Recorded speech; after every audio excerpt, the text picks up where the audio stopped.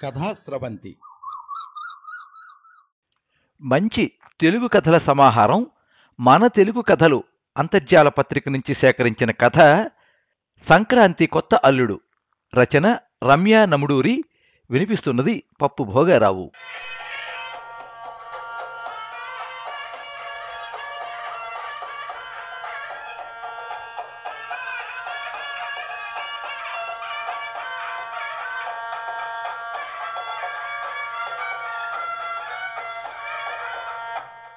తూర్పుగోదావరి జిల్లా రామాపురం గ్రామం. సమయం ఉదయం 5:45. అప్పుడే కొద్ది కొద్దిగా చీకట్లు చీల్చుకుంటూ మంచు పొరల మధ్యగా సూర్యుడు ఉదయిస్తున్నాడు. పక్షులు కిలకల రాగాలు శ్రావ్యంగా ఆలపిస్తున్నాయి. ప్రతి ఇంటిలోగిలి ముత్యాల ముగ్గులతో గొబ్బెమ్మలతో శోభాయమానంగా వెలిగిపోతూ సంక్రాంతి పండగకు స్వాగతం పలుకుతున్నట్టు అందంగా వెలిగిపోతున్నాయి. హరి గోవింద గోవింద రామ సీతారామ గోవింద అంటూ చిరతలు వాయిస్తూ హరిదాసు ఆలపిస్తున్న గానామృతంతో గృహలక్ష్ములు బయటకొచ్చి హరిదాసుకి ధాన్యం సమర్పించుకుంటున్నారు. ఇటు హరిదాసు పాటలు, అటు గంగిరెద్దును ఆడిస్తూ అయ్యగారికి దండం పెట్టు, అమ్మగారికి దండం పెట్టు అంటూ శ్రావ్యంగా పాడుతూ సన్నాయి వాయిస్తూ వీధి వీధి తిరుగుతున్న గంగిరెద్దు మెడగంటల సవ్వడులతో ఆ పల్లెటూరు రామాపురం ఎంతో ఆహ్లాదకరంగా ఉంది. మంచు పొరల మధ్య వెలిగిపోతూ ఉదయిస్తున్న సూర్యునికి సైతం ఆ పల్లెటూరి వాతావరణం ఆహ్లాదాన్ని అందిస్తోంది అని చెప్పడంలో ఎటువంటి అతిశయోక్తి లేదు. గలగల ప్రవహించే గోదావరికి ఆనుకుని ఉన్న పచ్చని పంట పొలాల్లో పాటలు పాడుకుంటూ కల్మషం ఎరుగని రైతన్నలు పొలం పనులు చేసుకుంటూ ఉన్నారు. వాళ్ళలా పనులు చేసుకుంటూ ఉండగా పక్కనే ఉన్న గతుకుల రోడ్డు మీదుగా ఒక ఎర్రంగు కారు దుమ్ము లేపుకుంటూ వెళ్లడం చూసి, మన ఊర్లోకి ఇంత పెద్ద కారు వేసుకొచ్చింది ఎవరై ఉంటారంటావు అన్నాడు ఒక రైతు. అదేనేహే, మన ఊరు ప్రెసిడెంట్ గారు అల్లుడు కూతురురా అన్నాడు పక్కనున్నవాడు. ఓ, సంక్రాంతి పండగకి వచ్చి ఉంటారు, అయినా వాళ్ళ ఊసులు మనకెందుకులే, మన పనేదో మనది అంటూ వాళ్ళ పనుల్లో వాళ్ళు మునిగిపోయారు. ఏమి రోడ్స్ ఇవి మధు, మీ నాన్న ప్రెసిడెంట్ కదా, మంచి రోడ్స్ వేయించవచ్చు కదా. అబ్బబ్బా, ఒళ్ళు హోనం అయిపోతోంది అంటున్న భర్తను, పల్లెటూరు రోడ్స్ ఇలానే ఉంటాయి, హైదరాబాద్లో రోడ్స్ కన్నా ఘోరంగా ఏమీ లేవులేండి, ముందు చూసి పోనివ్వండి, అందరూ మా నాన్నని అనేవాళ్లే అంటూ మూతి తిప్పుకుంది మధు. అబ్బా, అది కాదు మధు, నైట్ నుండి డ్రైవ్ చేస్తున్నాను కదా, అందుకే అలా అన్నా, అంతేకాని మీ నాన్ననేమీ అనలేదే బాబు అంటూ ముద్దులు పెళ్ళడానికి నచ్చ చెప్తూ డ్రైవ్ చేస్తున్నాడు రాధాకృష్ణ. సరే అంటూ కారు విండో నుండి బయటికి చూస్తూ పుట్టి పెరిగిన ఊరి అందాల్ని ఆస్వాదిస్తూ తన చిన్ననాటి జ్ఞాపకాలను నెమరు వేసుకుంటూ భర్తతో ఆ ఊసులను చెప్పుకుంటూ ఆనందంగా సాగిపోతోంది వాళ్ళ ప్రయాణం. అంతలో మధు చదువుకున్న స్కూల్ వచ్చింది. కారు స్లోగా పోనీ రాధా, అదిగో అది నేను చదువుకున్న స్కూల్ అంటూ చూపించింది మధు. అంతలోనే ఆమె మొహంలో రంగులు మారిపోయాయి. అది గమనించిన రాధ, ఏమైంది మధు, నేను చదువుకున్న స్కూల్ రాధా, అది ఇప్పుడు ఎలా అయిపోయిందో చూడు అంది బాధగా. సరేలే మధు, బాధపడకు అంటూ కారును ముందుకు నడిపాడు. మధు తన ఊరి అందాల గురించి ఒక్కొక్కటిగా చెబుతూ మురిసిపోతూ ఉంటే ఆమె కళ్ళలో ఆనందాన్ని తనివితీరా ఆస్వాదిస్తూ ప్రయాణ బడలికను సైతం మరిచిపోతున్నాడు. రాధాకృష్ణ అమెరికాలో సాఫ్ట్వేర్ ఇంజనీర్గా పనిచేస్తున్నాడు. అందుకని పెళ్ళైన వారానికే మధుని అమెరికా తీసుకుని వెళ్ళిపోవాల్సి వచ్చింది.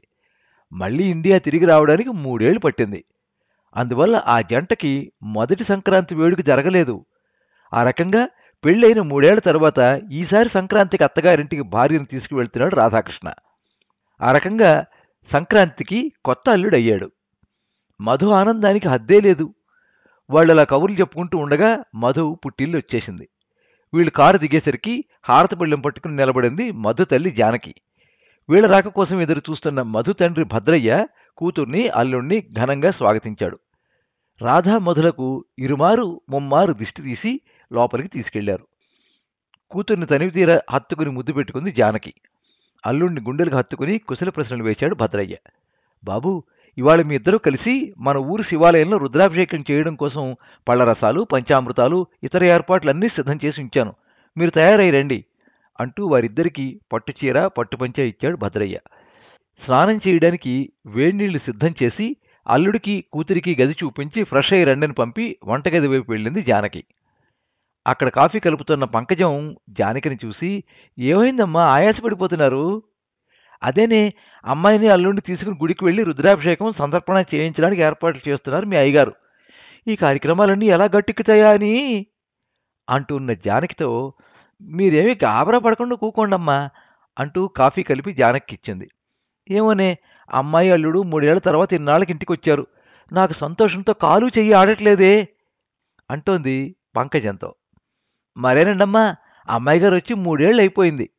పోనీలేండమ్మా, ఈ సంక్రాంతి అద్దిరిపోవాలి మరి అంటూ జంతికలు తయారు చేస్తోంది పంకజం. ఈలోగా మధు రెడీ అయ్యి బయటకొచ్చింది. గ్రీన్ కలర్ పట్టుచీర కట్టుకుని అందంగా మెరిసిపోతున్న కూతుర్ని చూసుకుని మురిసిపోయింది జానకి. అమ్మా, నాన్న ఏరి? అదిగో ఊర్లో వాళ్ళు వస్తే మాట్లాడుతున్నారు, అరుగు మీద ఉన్నారు. పంకజం వచ్చి, బాగున్నారా అమ్మా? ఆ, బాగున్నా పంకజం, నువ్వు బాగున్నావా అంటూ పలకరించింది మధు. ఆయ్, బాగున్నా తల్లి, చాన్నాళ్ళకొచ్చారమ్మా. మీకోసం బెంగెట్టుకుని అమ్మగారు చిక్కి సగం అయిపోయారు పాపం. వాళ్ళలా మాట్లాడుకుంటూ ఉండగా రాధా కూడా రెడీ అయి వచ్చాడు. పట్టుపంచ కండువాలో రామచంద్రమూర్తిలా వెలిగిపోతున్న అల్లుడిని చూసుకుని మురిసిపోయింది జానకి. వాళ్ళిద్దరినీ గుడికి తీసుకెళ్లి రుద్రాభిషేకం చేయించడానికి అన్ని ఏర్పాట్లు చేయించాడు భద్రయ్య. అమ్మా మధు అంటూ వచ్చాడు భద్రయ్య. నాన్నా అంటూ తండ్రిని అల్లుకుపోయింది మధు చిన్నపిల్లల. భద్రయ్య రాధవంక చూసి, అల్లుడు గారు బయలుదేరదామా? మేము రెడీ మామయ్య. వాళ్ళంతా కలిసి గుడికి బయలుదేరారు. శివాలయం 2 వీధులు అవుతలే కాబట్టి కాలినడికనే వెళ్దాం అన్నాడు భద్రయ్య. అలా వాళ్ళు నడుచుకుంటూ వెళ్తూ ఉంటే అందరూ రాధా మధులను చూసి సీతారాముల్లా అందమైన జంట అనుకున్నారు. అందరూ వాళ్ళని ఆప్యాయంగా పలకరించేవారే. అలా వాళ్ళు గుడికి చేరేసరికి పూజారి అన్ని ఏర్పాట్లతో సిద్ధంగా ఉన్నారు. వాళ్ళిద్దరి చేత సంకల్పం చెప్పించి అభిషేకం చేశారు పూజారి గారు. అత్యంత భక్తి శ్రద్ధలతో అభిషేకం చేస్తున్నంతసేపు రాధా మొదలిద్దరూ తమకు సంతాన భాగ్యాన్ని ప్రసాదించమని మనస్ఫూర్తిగా కోరుకుంటూ చేతులు జోడించి భగవంతుడిని వేడుకున్నారు. పూజారి గారు రుద్రాభిషేకం శాస్త్రోక్తంగా పూర్తి చేసి సత్సంతాన ప్రాప్తిరస్తు అని ఆ దంపతులను దీవించారు. తర్వాత వేద పండితులందరూ కలిసి ఘనస్వస్తి చెప్పి వారిద్దరిని దీవించారు. వారందరికీ ఘనంగా పంచెల చాపులతో పాటు దక్షిణ ఇప్పించాడు భద్రయ్య. అభిషేకం పూర్తి చేసుకుని భక్తులందరికీ అన్నసంతర్పణ చేసి గుడి బయట ఉండే భిక్షగాళ్ళకి బట్టలు రగ్గులు పంచిపెట్టారు. అదంతా పూర్తయ్యేసరికి మధ్యాహ్నం 1 గంట అయింది. వాళ్ళంతా గుడిలోనే అన్నసంతర్పణ ప్రసాదం తిని ఇంటికి చేరేసరికి 2 అయింది. బాగా అలసిపోయి ఉండడంతో రాధా మధులు కాసేపు పడుకుంటామని ఇద్దరూ వాళ్ళ గదిలోకి వెళ్లారు. సాయంత్రం 4 అవుతోంది. మధు బద్ధకంగా వచ్చి సోఫాలో కూర్చుంది. రాత్రంతా ప్రయాణం, పొద్దున్నే అభిషేకం, అదంతా చాలా అలసటగా అనిపించింది తనకి. మధు దగ్గరికి వేడివేడి కాఫీ తీసుకొచ్చి ఇచ్చింది జానకి. ప్రేమగా కూతురు తల నిమురుతూ, అల్లుడు ఇంకా లేవలేదా అమ్మా? ఆయన చాలా అలసిపోయారమ్మా, కాసేపు ఉండి లేపుతాలే. జానకమ్మగారు అంటూ లోపలికొచ్చారు కొంతమంది ఆడవాళ్లు. అక్కడ కూర్చునున్న మధుని చూస్తూ, ఏమ్మా మధు, బాగున్నావా అని అడిగింది అందులో ఒక ఆవిడ. బాగున్నా ఆంటీ. రేపు మా మనవడికి భోగిపళ్ళు, సాయంత్రం పేరంటం, తప్పకుండా రావాలి అంటూ ఇద్దరికీ బొట్టు పెట్టి వెళ్లారు ఆ వచ్చిన ఆడవాళ్లు. మధుకి కొంచెం బాధగా అనిపించింది. అంతా బాగుండి ఉంటే నాకు కూడా ఈ పాటికి పాపో బాబో ఉండేవారు, నేను కూడా ఇలా భోగిపళ్ళు పేరంటం పెట్టుకునేదాన్ని కదా అనుకుంది మనసులో. ఆమె కన్నుల వెంట సన్నటి నీటి పొర జానకి కనిపించింది. ఏమ్మా, ఏమైంది అంటూ కూతుర్ని దగ్గరికి తీసుకుంది. అదే అమ్మా, పెళ్ళై 3 ఏళ్ళు అవుతోంది, ఇంకా నా కడుపు పండలేదు. డాక్టర్ చెకప్ చేయిస్తే నాకు పీసీఓడి ఉందన్నారు. నేను టాబ్లెట్స్ వాడుతున్నాను, కానీ నాకు సంతానం కలగట్లేదు అంటూ దుఃఖపడింది మధు. కూతురి కంట నీరు చూసేసరికి జానకి మనసు బాధతో మెలితిరిగిపోయింది. ఊరుకో తల్లి, రేపు మీ నాన్న మీ ఇద్దరి చేత గోదా కళ్యాణం చేయిస్తున్నారు. ఆ స్వామి దయవల్ల మళ్ళీ 7 సంక్రాంతికల్లా నీ చేతిలో పసిబిడ్డుంటాడు, బాధపడకు అంటూ ఓదార్చింది. అవును, చెప్పడం మర్చిపోయాను, మన పక్కింటి పార్వతి గారి మనవరాలు గొబ్బిళ్ళు పెట్టుకుంటోంది, ఇందాక వచ్చి పిలిచారు. నిన్ను మరీ మరీ అడిగారు, నువ్వు పడుకున్నావని లేపలేదు. తొందరగా వెళ్ళి రెడీ అవ్వు, వెళ్దువు గాని అని తొందర పెట్టింది కూతుర్ని జానకి. మధు కూడా అన్నీ మరిచిపోయి కన్నీళ్లు తుడుచుకుని పేరంటానికి వెళ్ళటానికి తయారవడానికి వెళ్ళింది.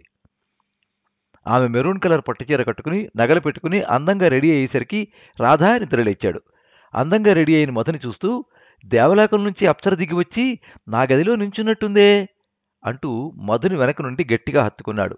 అయ్యో ఆగండి, చీర నలిగిపోతుంది, నేను పేరంటానికి వెళ్తున్నాను. ఇలా వెళ్ళకే, దిష్టి తగిలేస్తుందేమో నా బంగారానికి అంటూ ఆమెను తన వైపు తిప్పుకుని గట్టిగా హత్తుకున్నాడు. ఆ ఆలుమగల ఏకాంతాన్ని భంగపరుస్తూ, అమ్మా మధు, తొందరగా రా అమ్మా, పేరంటానికి లేట్ అవుతోంది అని పిలిచింది జానకి. ఆ పిలుపుతో ఈ లోకంలోకి వచ్చారు రాధామధులు. వదలండి, అమ్మ పిలుస్తోంది అంటూ జింకపిల్లలా పరిగెడుతున్న మధుని చూసి మురిపంగా నవ్వుకున్నాడు రాధ. మధు జానకిలు కలిసి పార్వతమ్మ ఇంటికి గొబ్బిళ్లు పేరంటానికి వెళ్లారు. అక్కడ వారందరూ మధుని ఎంతో ఆప్యాయంగా పలకరించారు. పార్వతమ్మ గారి మనవరాలు పిల్లలందరితో కలిసి గొబ్బిళ్లు పెట్టుకుంటోంది. ఆవిడ మనవరాలి చేత గొబ్బెమ్మలకు పూజ చేయించి నైవేద్యం పెట్టించి, గొబ్బి సుబ్బమ్మ సుబ్బన్నియ్యవే, చామంతి పువ్వంటి చెల్లెల్నియ్యవే, తమలపాకంటి తమ్ముణ్ణియ్యవే, అరటి పండంటి అత్తానియ్యవే, మందార పువ్వంటి మామనియ్యవే, మొగలి పువ్వంటి మొగుడినియ్యవే అంటూ పాట పాడించి పూజ ముగించింది. ఆ పాప మిగతా పిల్లలందరూ కలిసి గొబ్బి గౌరమ్మ చుట్టూ తిరుగుతూ, గొబ్బియల్లో సఖియా వినవే, చిన్ని కృష్ణుని సోదరి వినవే, కృష్ణుని చరితముగానారే, గొల్లవారి వాడలకు కృష్ణమూర్తి, నువ్వు ఎందుకయ్య వచ్చినావు కృష్ణమూర్తి, విత్తనం విత్తనం వేశారంట, ఏమి విత్తనం విత్తనం విత్తనం వేశారంట, ఏమి విత్తనం వేశారంట, రాజవారి తోటలో జామ విత్తనం వేశారంట వేశారంట, అవునాటే అక్కలర చంద్రగిరి భామలర బామ్మలురిగేటి గొబ్బిళ్ళు, గొబ్బియ్యలో గొబ్బియ్యలో గొబ్బియ్యలో గొబ్బియ్యలో, చందమామ చందమామ చందమామ ఓ చందమామ, చందమామ కూతురు నీలగిరి కన్య, చందమామ చందమామ చందమామ ఓ చందమామ అంటూ గొబ్బిళ్ల పాటలు అన్నీ పాడుతూ ఆడుతూ, భుజ భుజ రేకుల పిల్లుందా, బుజ్జ రేకుల పిల్లుందా, స్వామి దండల పిల్లుందా, స్వరాజ్యమిచ్చే పిల్లుందా అంటూ పెళ్లిపాట కూడా పాడి గొబ్బిళ్లు ముగించారు. పార్వతమ్మ మనవరారి చేత వచ్చిన ముత్తైదువులకు పిల్లలకు తాంబూలం ప్రసాదం ఇప్పించింది. అలా వాళ్ళు గొబ్బిళ్లు ముగించుకుని ఇంటికి చేరారు. లోపలికి వస్తున్న మధుని వెనక నుండి వచ్చి కళ్ళు మూశాడు ఒకతను. అంతే, మధు పెదవులపై చిరునవ్వు విరిసింది. అన్నయ్యా అంది మధు సంతోషంగా. హే రాక్షసి, గుర్తుపట్టేశావా అంటూ ముందుకొచ్చాడు మధు వాళ్ళ పెదనాన్నగారి అబ్బాయి శ్రీను. ఎప్పుడొచ్చావురా అంటూ శ్రీను చేతులు పట్టుకుని గిరగిరా తిప్పేస్తూ సంతోషపడిపోతోంది మధు. నువ్వు పేరంటానికని పాపం బావను వదిలేసి వెళ్ళావు కదా, అప్పుడే అంటూ చెప్తున్నాడు శ్రీను. వీళ్ళిద్దరు అల్లరి చూసి మురిసిపోతున్నారు. అప్పుడే అక్కడికి వచ్చిన రాధ, భద్రయ్యలు. వాళ్ళంతా కలిసి డిన్నర్ చేసి గార్డెన్లో కూర్చుని కబుర్లు చెప్పుకుంటూ గడిపారు ఆ రాత్రి చాలాసేపటి వరకు. భద్రయ్య వచ్చి, బాబు రేపు తెల్లవారుగానే లేవాలి, గుడిలో గోదా కళ్యాణం చేయవలసి ఉంది అంటూ వాళ్ళని ఎవరి గదుల్లోకి వాళ్ళని పంపేశాడు. అలా ఆ రోజు గడిచింది. మరునాడు తెల్లవారుజాము అయింది. జానకి రాధామధుల గది తలుపులు కొట్టి వాళ్ళ నిద్ర లేపింది. వాళ్ళిద్దరూ కూడా రెడీ అయ్యి భద్రయ్య కోరినట్టుగా తను పెట్టిన వేరొక కొత్త పట్టు చీర, కొత్త పట్టు పంచా కట్టుకుని వచ్చిన కూతురుని అల్లుడిని చూసుకుని పొంగిపోయాడు. వారందరూ బయలుదేరి గుడికి చేరారు. పూజారి గారు ఆఖరి పాసురాన్ని చదివి శ్రీ గోదారంగనాథ స్వామివారి కళ్యాణమును అత్యంత భక్తి శ్రద్ధలతో శాస్త్రోక్తంగా జరిపారు. అనంతరం గోదాదేవి కథని చెప్పడం ప్రారంభించారు. తమిళనాడులోని శ్రీవిల్లిపుత్తూరులో విష్ణుచిత్తుడని భక్తుడు ఉండేవాడు. ఈ విల్లిపుత్తూరులోనే శ్రీకృష్ణుడు మర్రి ఆకు మీద తేలియాడుతూ లోకాన్ని రక్షించాడని నమ్మకం. అందుకే ఇక్కడి ఆలయంలోని ప్రధాన దైవం ఆ చిన్ని కృష్ణుడే. విష్ణుచిత్తుడు నిత్యం ఆ కృష్ణునికి పుష్పమాలను సమర్పిస్తూ ఉండేవాడు. విష్ణుచిత్తుడి అసలు పేరు భట్టనాథుడు. నిరంతరం ఆయన చిత్తం విష్ణుమూర్తి మీదే ఉండేది కాబట్టి ఆ పేరు స్థిరపడింది. ఆయనను విష్ణుభక్తులైన ఆళ్వారుల్లో ఒకరిగా ఎంచి ఆయనకు పెరియాళ్వారు అంటే పెద్ద ఆళ్వారు అనే గౌరవాన్ని కూడా ఇచ్చారు. అలాంటి పెరియాళ్వారు ఒకసారి తులసి మొక్కల కోసం పాదులు తీస్తూ ఉండగా ఒక పాప కనిపించింది. ఆమెను సాక్షాత్తు భగవంతుని ప్రసాదంగా తలచి ఆమెను పెంచుకోసాగాడు విష్ణుచిత్తుడు. ఆమెను కోదై అంటే పూలమాల అన్న పేరుతో గారాబంగా పెంచసాగాడు విష్ణుచిత్తుడు. ఆ పేరే క్రమంగా గోదాగా మారింది.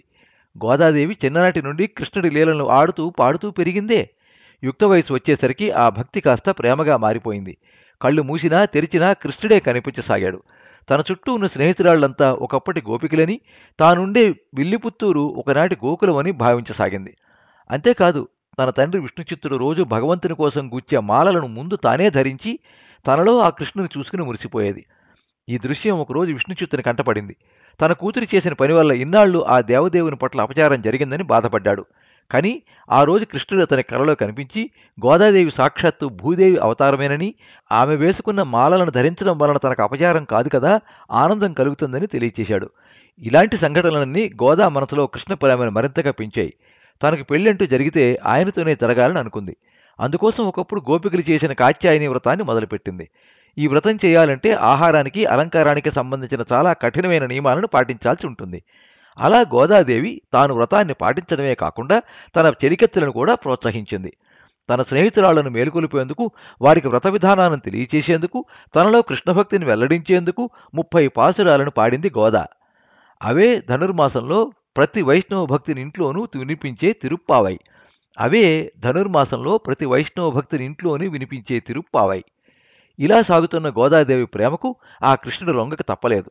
దాంతో ఆయన విష్ణు చిత్తునికి కనిపించి గోదాదేవిని శ్రీరంగానికి తీసుకురమ్మని, అక్కడ రంగనాథునిగా వెలిసిన తాను గోదాదేవిని వివాహం చేసుకుంటానని చెప్పాడు. శ్రీరంగంలోని ఆలయ అర్చకులకు కూడా ఈ విషయాన్ని తెలియచేశాడు. కృష్ణుని ఆదేశాలను విన్న విష్ణుచిత్తుని సంతోషానికి అవధులు లేకుండా పోయాయి. వెంటనే గోదాదేవిని, విల్లిపుత్తూరులోని ప్రజలను తీసుకుని శ్రీరంగానికి బయలుదేరాడు. అక్కడ వారి రాక గురించి ముందే తెలిసిన అర్చకులు వారిని ఆలయంలోనికి తీసుకువెళ్లారు. పెళ్లికూతురిగా గర్భగుడిలోకి ప్రవేశించిన గోదాదేవి అందరూ చూస్తూ ఉండగా ఆ రంగనాథునిలో ఐక్యమైపోయింది. ఇదంతా మకర సంక్రాంతికి ముందు భోగి రోజున జరిగింది.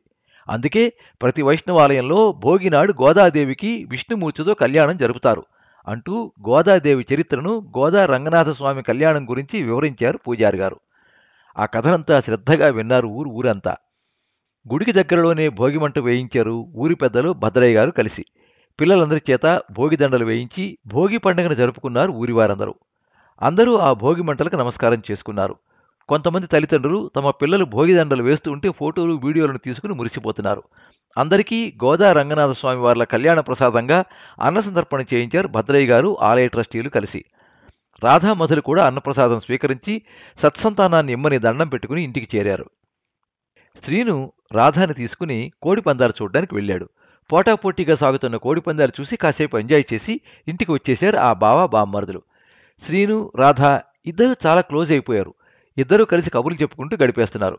భద్రయ్య వాళ్లతో చిన్న పిల్లాళ్లా కలిసిపోయి సంతోషంగా పండగను ఆస్వాదిస్తున్నాడు. అలా ఆ ఇంట్లో సంతోషం వెల్లివిరుస్తోంది. సాయంత్రం అయ్యింది. భోగిపళ్ళు పేరంటానికని తల్లి కూతుళ్ళిద్దరూ బయలుదేరి వెళ్లారు. అక్కడ పాపను ఎత్తుకుని కూర్చుంది మీనా. తను మధు చిన్నప్పటి స్నేహితురాలు. మధుని చూస్తూనే నవ్వుతూ పలకరించింది. బాలారిష్టాలు పోవాలని అందరూ ఆశీర్వదించి ఆ పాపకు భోగిపళ్ళు పోశారు. మధు కూడా ఆ పాపకు భోగిపళ్ళు పోసి ఆశీర్వదించింది. పేరంటం అంతా చాలా బాగా జరిగింది. మధు మీనాతో కాసేపు మాట్లాడి ఇంటికి చేరుకుంది తల్లితో. పేరంటం నుండి వచ్చినప్పటి నుండి మధు డల్ అయిపోయింది. అది రాధ గమనించాడు. రాత్రి భోజనాలు అయిపోయాక గదిలోకి వచ్చిన మధుని ఎందుకు డల్గా ఉన్నావు అని ప్రశ్నించాడు రాధ. మనకెప్పుడు పిల్లలు కలుగుతారు రాధా? నాకు చాలా ఏడుపు వస్తోంది. పిల్లలు లేని ఇంట్లో ఎంత సంపద ఉన్నా వ్యర్థమే కదా అంటూ భర్తను హత్తుకుని ఏడుస్తోంది మధు. అయ్యో ఏంటి మధు చిన్నపిల్లలాగా, మనకి ఏమంత వయసు అయిపోయిందని, మనకీ పిల్లలు పుడతారు, నువ్వు బాధపడకు అంటూ ఆమెను ఓదారుస్తూ ఆమెను తనలో కలిపేసుకున్నాడు. నల్లని రంగుతో చుక్కల వెలుగులలో చంద్రుని చలువలో ఆ రాత్రి కరిగిపోయింది. తెల్లగా తెల్లవారుతోంది. సూర్యుడు మకర రాశిలోకి ప్రవేశించడంతో మకర సంక్రాంతి అయ్యింది. ప్రతి ఇల్లు రంగుల రంగవల్లికలు గొబ్బెమ్మలతో కళకళ్లాడిపోతోంది. హరిదాస్ కీర్తనలతో, డూడు బసవన్నల మేళతాళాలతో, సంక్రాంతి వేషగాళ్లతో వీధి వీధి మారుమ్రోగిపోతోంది. సంక్రాంతి వచ్చిందే తుమ్మెదా, సరదాలు తెచ్చిందే తుమ్మెదా, కొత్త అల్లుళ్లతో కోడి పందాలతో ఊరే ఉప్పొంగిపోదా అంటూ పాడుకుంటూ వెళ్తున్నాడు పాలు పోసే పిల్లాడు. ఊర్లోని యువకులంతా కనుమ పండుగ నాడు జరిగే ప్రభల తీర్థం కోసం ప్రభను కట్టే పనిలో ఉన్నారు. వెదురు కర్రలు, ఇంకా కొన్ని ముఖ్యమైన కర్రలతో ప్రభను సిద్ధం చేసి అలంకరణ చేసి ఉంచుతారు. మర్నాడు అంటే కనుమ నాడు ప్రభల తీర్థం జరుపుతారు. ఊరంతా సంక్రాంతి పండుగ హడావిడిలో ఉంది. సంక్రాంతి పండుగకి ప్రతి రైతు కుటుంబం ఎంతో సంతోషంగా ఉంటుంది. పంట అమ్ముడై చేతికి డబ్బులు అందుతాయని అల్లుడిని కూతుర్ని పిలిచి బట్టలు పెట్టుకుని పండగ చేసుకుంటారు. కాబట్టి సంక్రాంతి కొత్త అల్లుడు అనే సామెత వచ్చింది. కాలక్రమేణా సంక్రాంతి అంటే అల్లుళ్ల పండగ అయిపోయింది. జానకి, భద్రయ్యలు కూడా కూతురికి పెళ్లి చేసిన 3 ఏళ్ల తర్వాత ఈసారి సంక్రాంతికి అల్లుడు కూతుర్ని తీసుకురావడంతో వారికి పండగ చేయడం కోసం ఘనంగా ఏర్పాట్లు చేశారు. రాధా, మధు ఇద్దరూ రెడీ అయి వచ్చారు. జానకి, భద్రయ్యల ఆశీర్వచనం తీసుకున్నారు. కూతురికి పట్టుచీర, అరవంకి పెట్టారు. అల్లుడికి కొత్త బట్టలు, పులిగోరు పథకం, బ్రాస్లెట్ పెట్టారు. ఇవన్నీ ఎందుకు అంటున్నా వాళ్ళు వినలేదు. అయ్యో, సంక్రాంతి కొత్తల్లుడు బాబూ అంటూ వాళ్ళు పెట్టదలుచుకున్నవన్నీ పెట్టారు. శ్రీను బద్ధకంగా ఒళ్ళు విరుచుకుంటూ బయటకొచ్చి, "హ్మ్, నాకెప్పుడు పెళ్ళవుతుందో ఏంటో" అన్నాడు. అంతే, అందరూ నవ్వుకున్నారు. "ఒరేయ్, ముందు వెళ్ళి స్నానం చేసిరారా, నీకోసం కొత్త బట్టలు తెచ్చాను" అంటూ శ్రీనుకిచ్చాడు భద్రయ్య. జానకి పంకజం సాయంతో పిండి వంటలు చేస్తోంది. శ్రీను, రాధాలు డాబా మీదకి వెళ్లి గాలిపటాలు ఎగరేస్తున్నారు. "బావా, సంక్రాంతి భోగి కంటే తర్వాత వచ్చే కనుమనే మా ఊర్లో స్పెషల్ తెలుసా? మొత్తం తూర్పుగోదావరి జిల్లా అంతటికి ఫేమస్ మా జగ్గన్న తోట తీర్థం. రేపు తీసుకెళ్తాను అక్కడికి నిన్ను" అన్నాడు శ్రీను. వాళ్ళలా మాట్లాడుకుంటూ ఉండగా మధు కూడా అక్కడికొచ్చి వాళ్లతో పాటు గాలిపటాలు ఎగరేస్తూ చిన్నపిల్లలా అల్లరి చేస్తోంది. ఆ అన్నా చెల్లెళ్ళిద్దరిని చూస్తూ ఎంతో సంతోషించాడు రాధ. ఈలోగా భద్రయ్య వచ్చి "భోజనానికి రండి" అంటూ వారిని తీసుకెళ్లాడు. కిందకి వెళ్లి జానకి చేసిన భోజన ఏర్పాట్లు చూసి అవాక్కయ్యాడు రాధ. "ఏంటి, ఇన్ని ఐటమ్సా?" అంటూ నోరెళ్లబెట్టేశాడు. "రా బావా, ఇప్పుడుంటుంది నీ పని" అంటూ ఆట పట్టిస్తున్నాడు శ్రీను. "రా బాబు" అంటూ అన్ని ఐటమ్స్ వడ్డించేస్తోంది జానకి. "బాబోయ్ అత్తయ్య, అన్ని పెట్టేయకండి, నేను తినలేను" అంటూ ఉంటే, "ఇది ఆచారం బావా" అంటూ శ్రీను మరీ మరీ వేసేస్తూ తినిపిస్తున్నాడు. మధు కూడా అది చూస్తూ బాగా ఎంజాయ్ చేస్తోంది. "ఈ కూర వేసుకో, ఈ బూరి తిను" అంటూ తినిపించేస్తుంటే, "ఇంక నన్ను వదిలేయండి బాబోయ్" అంటున్నాడు రాధ. "అయ్యో సరే బాబు, నువ్వెంత తినగలిగితే అంతే తిను" అంది జానకి శ్రీనుని వారిస్తూ. వాళ్ళంతా ఎంతో సంతోషంగా సంక్రాంతి పండుగ చేసుకున్నారు. అలా ఆటపాటల నడుమ ఇంకో రోజు గడిచిపోయింది. మర్నాడు ఉదయం కనుమ. సమయం 5:30 గంటలు. ఊరంతా అప్పటికే శివాలయం చేరుకున్నారు. ఉమారాఘవేశ్వర స్వామివారికి ధూపసేవ ప్రారంభమైంది. బాజా భజంత్రీలతో, మేళతాళాలతో సాంబ్రాణి ధూపం వేస్తూ, గుడి చుట్టూ 3 సార్లు ప్రదక్షిణగా నృత్యాలు చేస్తూ ధూపం వేస్తూ యువకులు ఆడి పాడి సేవ ప్రారంభించారు. ఆ వేడుక చూడ్డానికి రాధా మధులను తీసుకొచ్చాడు శ్రీను. రాధ ఆ వేడుక చూస్తూ తను కూడా ఆ వేడుకలో భాగమైపోయాడు. శ్రీను, రాధాలు కూడా ఆ యువకులతో కలిసిపోయి వారితో పాటుగా నృత్యం చేస్తూ స్వామివారి సేవలో తరించిపోతూ ఉంటే వారిని చూస్తూ మధు ఎంతో ఆనందించింది. మధుని చిన్నప్పుడు స్నేహితురాళ్ళు, తెలిసిన వాళ్ళు వచ్చి పలకరించారు. ధూపసేవ ఎంతో వైభవంగా జరిగింది. అనంతరం శ్రీ ఉమారాఘవేశ్వర స్వామివార్ల ఉత్సవమూర్తులను ముందు రోజు సిద్ధం చేసి ఉంచిన ప్రభపై నిలిపి పూజారి గారు గుమ్మడికాయ కొట్టారు. యువకులంతా ఎంతో భక్తిగా "ఓం నమఃశివాయ" అంటూ ప్రభనెత్తారు. రాధాశ్రీనులు కూడా అందరితో కలిసి చెరుకు వైపు దండి పట్టుకున్నారు. 3 సార్లు ప్రభను ప్రదక్షిణగా తిప్పి జగ్గన్న తోట తీర్థానికి తీసుకువెళ్తున్నారు. పెద్ద ప్రభను అనుసరిస్తూ చిన్న ప్రభ మరియు చిన్నపిల్లల కోసం ప్రత్యేకంగా తయారు చేసిన బుల్లి ప్రభ కూడా జగ్గన్న తోట తీర్థానికి వెళుతున్నాయి. ఆ ప్రభల వెనక్కాలే జగ్గన్న తోట తీర్థానికి ప్రభలను అనుసరిస్తూ "ఓం నమఃశివాయ" అంటూ ఊరంతా తరలి వెళ్ళింది. అలా హరనామస్మరణ చేసుకుంటూ బాణసంచా కాలుస్తూ ఆటపాటల నడుమ రామాపురం ప్రభలను జగ్గన్న తోట తీర్థానికి తీసుకెళ్లి అక్కడ నిలిపారు. రాధాశ్రీనులు కూడా ప్రభను మోయడం, అక్కడ నిలపడం మధుకి ఎంతో సంతోషాన్నిచ్చింది. అలాగే చుట్టుపక్కల ఊర్లు ముక్కామల, కముజువార్లంక, నేదునూరు, ఇరుసుమండ, వ్యాఘ్రేశ్వరం నుండి కూడా ప్రభలొచ్చాయి. ఆ ప్రభలన్నింటి దగ్గరికి వెళ్లి మిగిలిన భక్తులతో పాటుగా వారు కూడా పళ్ళు ఇచ్చుకుని పాదుకలు పెట్టించుకున్నారు. తర్వాత రాధా మధులను ఒక చెట్టు కింద కూర్చోబెట్టి జీళ్లు, పకోడీలు కొని పట్టుకొచ్చాడు శ్రీను. వాళ్ళు ముగ్గురు కూర్చుని తీర్థాన్ని చూస్తూ కబుర్లు చెప్పుకుంటున్నారు. ఇంతలో అందరూ తీర్థం జరుగుతోన్న పొలానికి ఆనుకున్న కాలువగట్టు దగ్గరికి పరిగెడుతున్నారు. రాధాకి ఏమీ అర్థం కాలేదు. "ఏమైంది, వాళ్ళెందుకలా పరిగెడుతున్నారు?" అన్నాడు. "అయ్యో బావా, నీకు తెలియదు కదా, ఇప్పుడు ఇక్కడికి గంగలకుర్రు ప్రభ రాబోతోంది. అదే ఈ తీర్థానికి హైలైట్" అంటూ రాధాని, మధుని అక్కడికి తీసుకువెళ్ళాడు చూపించడానికి. జగ్గన తోటలో జరిగే ఈ ప్రభల తీర్థానికి ఏకాదశి రుద్రులు వస్తారు బావా.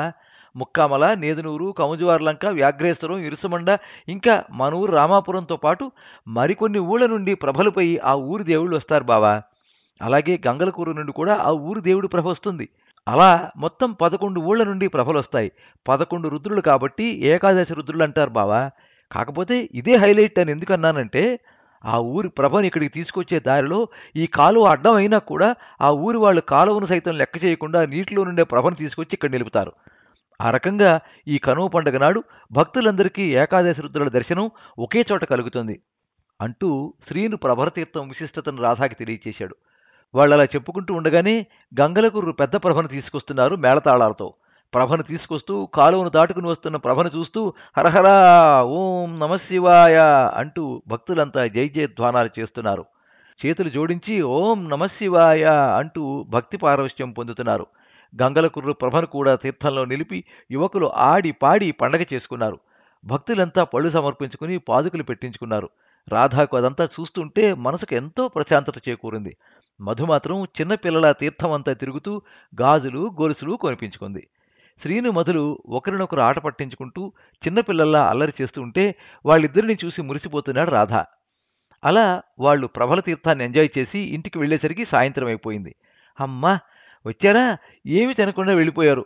నువ్వు కూడా ఏంటమ్మా మధు, పాపం అబ్బాయిని కూడా పండక్కి పూట పస్తు పెట్టారు కదా అంటూ వాళ్ళని లోపలికి తీసుకెళ్లి భోజనం పెట్టింది జానకి. భద్రయ్య వచ్చి, ఎలా ఉంది బాబు మా జగ్గన్న తోట తీర్థం అన్నాడు. చాలా బాగుంది మామయ్య, అసలు నేను ఊహించినంత అద్భుతాన్ని చూశాను. ఏకాదశి రుద్రుల దర్శనం అయింది అన్నాడు రాధ. వారంతా ఎంతో సంతోషంగా కబుర్లు చెప్పుకుంటూ గడిపేశారు. అలా కనుమ పండుగ కూడా ముగిసింది. మర్నాడు ఉదయం మధు లేచి రెడీ అయ్యి కాఫీ తాగుతూ అమ్మా నాన్నలతో కూర్చుని కబుర్లు చెబుతోంది. అమ్మా రేపే మా ప్రయాణం అంది మధు బెంగగా. అయ్యో అదేంటి, ఇంకో 10 రోజులుండి వెళ్ళకూడదా? హైదరాబాదే కదా, నేను నాన్న తీసుకొచ్చి దింపుతాం, అబ్బాయిని అడుగుతాం ఉంచమని అంది జానకమ్మ. వద్దమ్మా, ఇండియా షిఫ్ట్ అయిపోయాం కదా, అందులోనూ హైదరాబాద్నేగా, మళ్ళీ వస్తాంలే, నేను లేకపోతే ఆయన ఉండలేరు అంటూ సిగ్గుపడుతున్న కూతురిని చూసి సంతోషంగా అనిపించినా రేపే వెళ్ళిపోవాలి అనేసరికి ఆ తల్లిదండ్రులకి చాలా బెంగొచ్చింది. ఆడపిల్ల అన్నాక తప్పదు కదా అని సర్దుకున్నారిద్దరు. ఇంతలో రాధ కూడా రెడీ అయ్యి వచ్చాడు. అల్లుడిని చూస్తూనే రండి బాబు కాఫీ తెస్తా ఉండండి అంటూ లోపలికి వెళ్ళింది జానకి. భద్రయ్య కూడా రాధని పలకరించి ఊరి వాళ్ళు వచ్చారని పనివాడి చెబితే ఇప్పుడే వస్తాను బాబు అంటూ ఊరి వాళ్ళతో మాట్లాడడానికి అరుగు మీదకు వెళ్ళాడు. రాధ మధుని చూస్తూ, మధు నాకు మీ ఊరు కట్టుబాట్లు ఆచార వ్యవహారాలు అంతా చాలా నచ్చాయి. సంక్రాంతి పండుగ ఇంత బాగుంటుందని నాకు ఇప్పుడే తెలిసింది. చిన్నప్పుడే అమ్మా నాన్నలను పోగొట్టుకుని బంధువుల ఇంట్లో పెరిగిన నాకు ఇవన్నీ తెలియవు. థ్యాంక్ యూ మధు, నా జీవితంలోకి వచ్చినందుకు అంటూ మధు చేయి పట్టుకుని ముద్దు పెట్టుకున్నాడు. లవ్ యూ రాధా అంది మధు. బాబు కాఫీ అన్న జానకి మాటకి ఈ లోకంలోకి వచ్చారిద్దరు. రాధా కాఫీ తాగుతూ మధు జానకిలతో రేపు ప్రయాణం అని చెప్పాడు. వాళ్ళలా మాట్లాడుకుంటూ ఉండగా శ్రీను పొలం నుండి బొండాలు సీతాఫలాలు తీసుకొచ్చాడు. వాళ్ళంతా కబుర్లు చెప్పుకుంటూ ఉండగా భద్రయ్య లోపలికి వచ్చి, మన ఊరు స్కూల్ కూలిపోయిందిట, అదృష్టవశాత్తు సెలవులు కాబట్టి పిల్లలు లేరు కనుక సరిపోయింది అంటూ చెప్పి మళ్ళీ బయటికి వెళ్ళిపోయాడు. తను చదివిన స్కూల్ అలా అయిపోయింది అని మధు ఎంతో బాధపడింది. చూసొద్దాం పదండి అంటూ రాధ మధులతో పాటు శ్రీని కూడా భద్రయ్య ఇంకా ఊరి వారితో కలిసి స్కూల్ దగ్గరికి వెళ్ళారు. ఆ స్కూల్ని చూసి ఊర్లో వాళ్ళు కొంతమంది, ఇప్పుడు ఏం చేద్దాం ప్రెసిడెంట్ గారు, పిల్లలకి స్కూల్ లేకపోతే ఎలాగా అంటూ ఒక్కొక్కరు ఒక్కోలాగా మాట్లాడడం మొదలుపెట్టారు. నేను అధికారులకి ఎన్నోసార్లు మన స్కూల్ పరిస్థితి వివరించాను, కానీ వారి నుండి ఎటువంటి సహకారం అందలేదు అంటూ వాపోయాడు భద్రయ్య. రాధ ముందుకొచ్చి, స్కూల్ కట్టించడానికి ఎంత అయితే అంతా నేను పెట్టుకుంటాను మామయ్య, వెంటనే ఏర్పాట్లు చూడండి అన్నాడు. ఆ మాటతో ఊరంతా కరతాళ ధ్వనులతో హర్షం వ్యక్తం చేశారు. భద్రయ్యకి రాధ అలా అనడంతో ఎంతో గర్వంగానూ సంతోషంగానూ అనిపించింది. రాధ మాట ఇచ్చినట్టుగానే స్కూల్ నిర్మాణానికి 20 లక్షల రూపాయల చెక్ రాసి భద్రయ్యకిచ్చాడు. అల్లుడంటే భద్రయ్య గారు అల్లుడే అంటూ ఊరంతా రాధాను వేనోళ్లు పొగిడారు. సంక్రాంతి కొత్త అల్లుడంటే పండగ చేసుకుని వెళ్ళిపోయేవాడు కాదు, బాధ్యత పంచుకునేవాడే ఇంటి అల్లుడంటే అనే కొత్త అర్థాన్ని ఆ ఊరికి పరిచయం చేశాడు రాధ. మధుకి తన భర్తపై ప్రేమతో పాటు ఆరాధన కూడా ఏర్పడింది. ఇప్పుడు మర్నాడు వారు బయలుదేరి వెళుతూ ఉంటే ఊరంతా పొలిమేరల దాకా కారు వెనక్కాలి వెళ్లి వారికి వీడ్కోలు పలుకుతూ మళ్లీ 7 సంక్రాంతికి ముగ్గురే రండి అని దీవించారు. 1 సంవత్సరం తర్వాత రామాపురం తెల్లవారుజాము 4:45 ఊరంతా గోదా రంగనాథ స్వామి వార్ల కళ్యాణం చూడడానికి గుడికి చేరుకున్నారు. ఊరందరూ ఆశీర్వాద బలమో దైవానుగ్రహమో లేక ఆ దంపతుల నోము ఫలమో కానీ రాధామధులు వారు ముద్దుల బిడ్డ కృష్ణను ఒడిలో పెట్టుకుని గోదా రంగనాథ స్వామి వార్ల కళ్యాణం చేసుకుంటున్నారు. కూతుర్ని అల్లుణ్ణి మనవణ్ణి చూసుకుని మురిసిపోతున్నారు జానకి భద్రయ్యలు.